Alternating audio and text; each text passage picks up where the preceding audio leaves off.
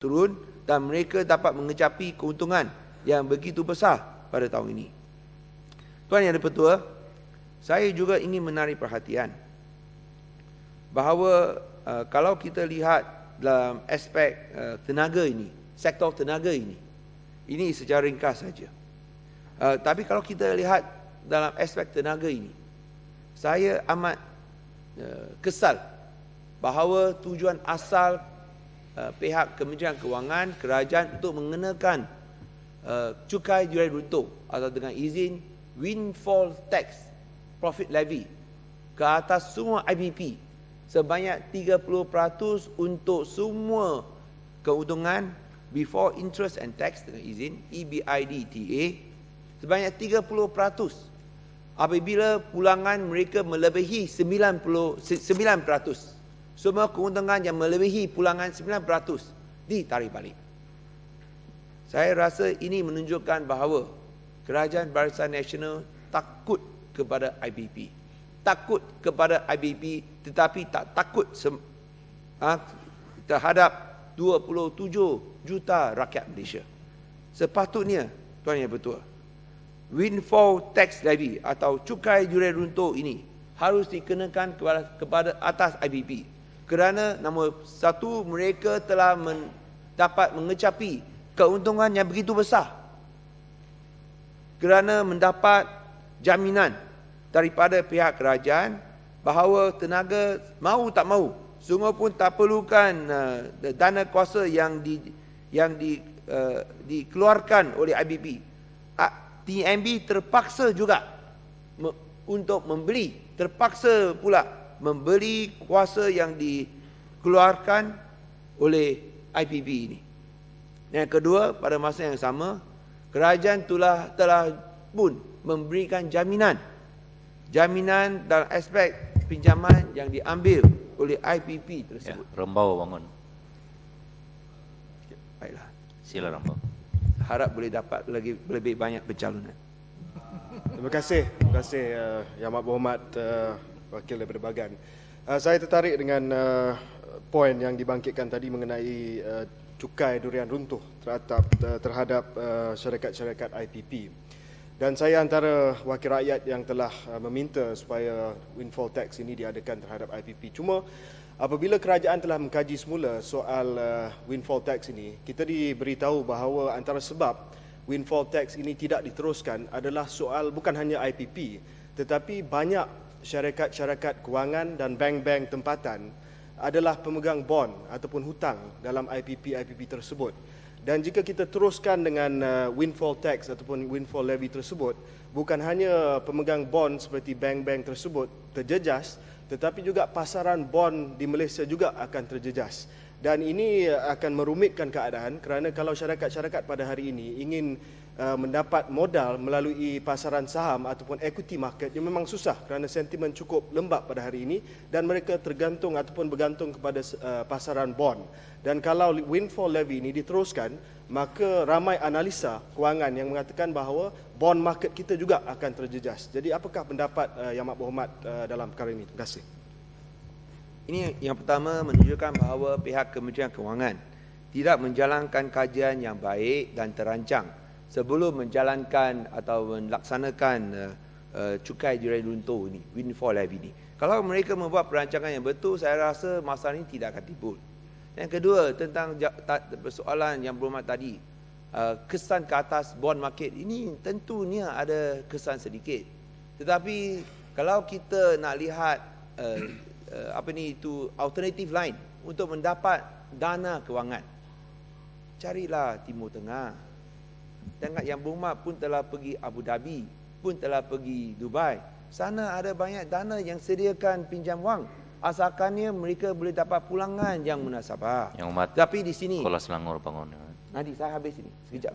Tapi di sini kita lihat, kita nampaknya hanya nak bantu IPP saja. Dan sekiranya mereka hanya sekarang saya difahamkan mereka hanya perlu bayar 1 tahun. Tapi ini bermakna tahun ini mereka bayar, lepas ini mereka boleh mengecapi atau menikmati keuntungan yang maha besar. Malakoff 1 tahun pun 200 bukan, saya ingat berbilion. berbilion ringgit daripada IBP ini. Dan di sini kita lihat subsidi yang telah diberikan. Sekejap. Dulu. Saya akan bagi saya.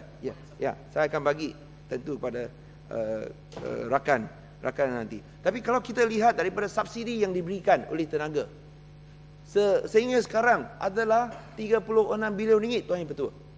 36 bilion ringgit berikan subsidi kepada IPP ini untuk membolehkan mereka mengecapi keuntungan berpuluh-puluh bilion ringgit. Adakah ini munasabah atau tidak? Sedangkan rakyat Malaysia tak dapat apa-apa manfaat, terpaksa bayar kadar tarif elektrik yang tinggi.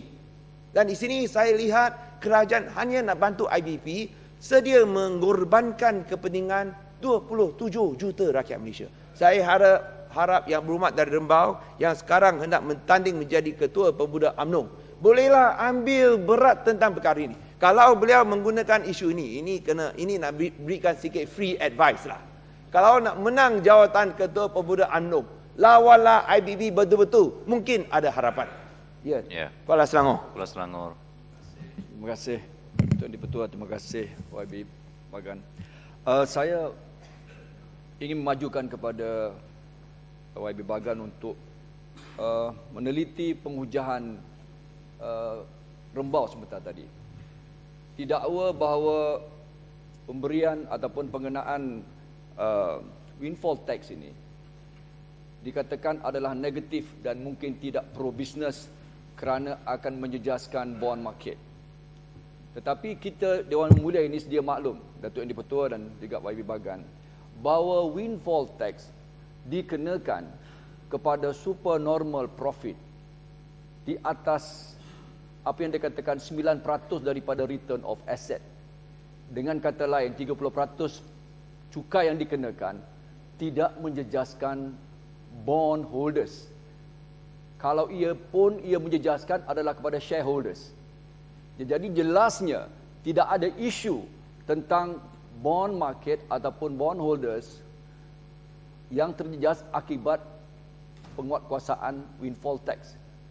Kalau kerana kita tahu bahawa IPP banyak dalam usaha mereka itu mengeluarkan issues of bond, berbeza dengan industri kelapa sawit yang menggunakan investment mereka atas retain earnings mereka. Jadi dengan kata lain, penghujahan Rembau yang Di-Pertua adalah sebenarnya tersasar, dan kerana apa? Kerana ia tidak menjejaskan pembayaran kepada bond holders. Terima kasih. Terima kasih Yang Berhormat dari Kuala Selangor. Saya rasa Yang Berhormat dari Kuala Selangor semua pun tak ada kepentingan atau tak ada syarikat-syarikat seperti ECM Libra yang maha besar. Nampaknya lebih pakar dalam hal kewangan ini. Mungkinlah itu di antara sebabnya ECM Libra mungkin tak ada hubungan sekarang dengan YB tertentu. Ya, tapi pasti di salah. sini saya tak bagi. Saya nak habiskan hujah saya. Yang Umar dia tak bagi, Yang Umar. Saya rasa betul Yang Di-Pertua. Memang tempatnya kalau kita lihat Yang Umar dia tak bagi, Yang Umar. bond holder. Dia bagi jalan. Kenapa tak bagi? Tapi itu dalam hak dia, pasal bond ini, Kenapa saya tak rasa bagi? kita kena lihat dari segi supply and demand.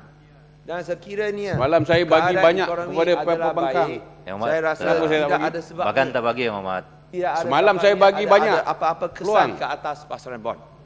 Dan Takut saya Takut dah? harap bahawa sekiranya Bagan. Yang Takut ke? Berhormat dari Rembau bersama bolehlah macam tu, Yang dengan Umar. ahli-ahli Semalam saya Parlimen bagi Barisan banyak Nasional peluang. lain, Bagan. bolehlah Yang Umar. Takut ke? bolehlah Kita bagi, Yang Umar. memastikan Duduklah, Yang Umar. Ada gentleman lah. Apa bolehlah punya ni keadilan ketua menteri? dalam hubungan Takut. di antara Takut. pihak kerajaan persekutuan, hubungan kerajaan persekutuan dengan syarikat-syarikat besar ini adalah sungguh tidak sihat. Yang Umar nak bagi Batu Pahat.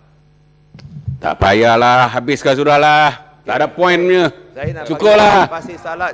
Bankrupt lah negara. Bagilah. Ya. Kalau ini yang Menteri Kewangan. Dan di Batu Pahat sini dia tak bagi, kita Batu Pahat. kena lihat. Dia Tak ada modal. Tak bagi, tak dalam bagi, Yang aspek Umar. belanjawan. Betul lah, Yang betul Umar. Bagan nak bagi tu kosong-kosongan. sebenarnya.